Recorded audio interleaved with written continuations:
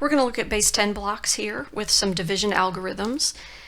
Just like with multiplication, if you will show students how to do multiplication with base 10 blocks, it will help them do the standard algorithm with multiplication. The same thing is true for division. We're going to do the division with the base 10 blocks by hand so you can understand the process, and then it will help to explain why long division works the way that long division works. So that's kind of the goal here, is to kind of put the two together so that long division doesn't seem like some random strategy we're doing or some process we're doing without understanding what's actually happening.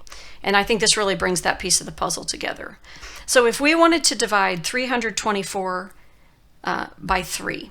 So 324 is the dividend, 3 would be the divisor. We're trying to divide it into 3 groups. If we wanted to do partitioning, where you like pick up the cookies or whatever and put them out on the plates, we're going to partition like that here. So we're going to do it with base 10 blocks. So I need 3 hundreds, I need 20, 2 tens, and then I need 4 ones. So there's my 324. And these, I'm going to divide it into 3 groups, so I've made my 3 groups down here. And I want to know how much is going to fit in each group, and am I going to have a remainder? Am I going to have any left over? So we don't start with the little shapes, we start with the big shapes when we do this. So luckily we have 300s, and I happen to have 3 of these. So I would just literally pick up and put each one of these hundreds in to the picture. So like I would put 100 here, and then I would have 100 here,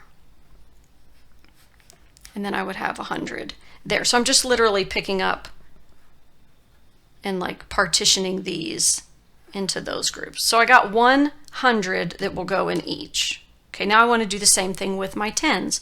Well, the problem is I have 2. And I can't put 1 here and 1 here and then leave the third guy out. So what you have to do is you have to break all of these apart into ones.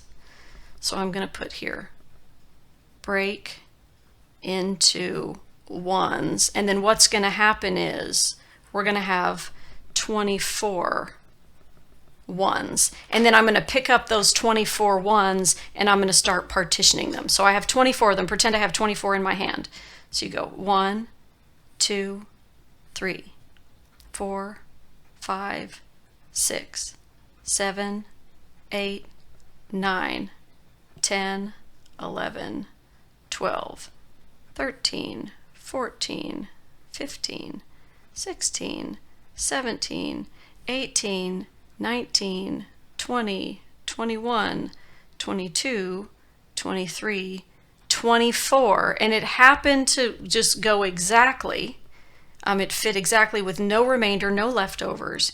And so the answer is how much is sitting in each group. And if you look at it, each group has 100 and 1, 2, 3, 4, 5, 6, 7, 8, 9. So wait, 1, 2, 3, 4, 5, 6, 7, 8. 108. All right, I counted an extra one there.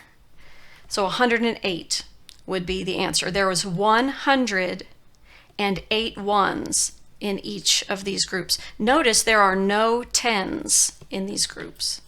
That's why there's a 0 there for your tens. So now watch as we do long division. I want to see if this will maybe make some more sense to you guys. So I'm just going to kind of put it right up here. So I have my picture that we can look at too. So the way that we do long division is you divide, multiply, subtract, bring down, right? Divide, multiply, subtract, bring down. That's the process every time. And we start by dividing our divisor into the first digit. So how many times does 3 go into 3? And you all would say, well, it goes in there once. Because we had 3 hundreds. And if we divide it into 3 groups, how many of these hundreds went into each group? 1. We got 1 in each group. So there's our hundreds. 1 times 3 is 3.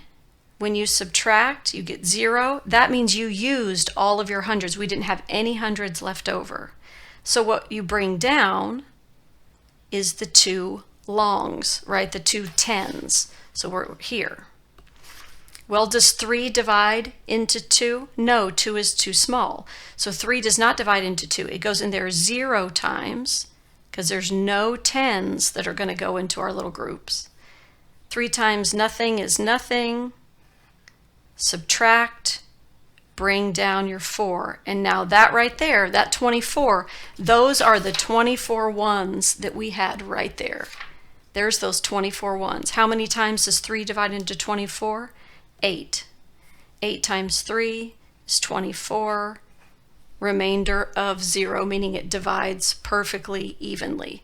So I really, really, really encourage you, if you're working in an elementary school, teach division with base 10 blocks first, then transition to this long division, because it really should make a whole lot more sense once you've seen, like on the table, how the little blocks work, the base 10 blocks work. Then this makes more sense.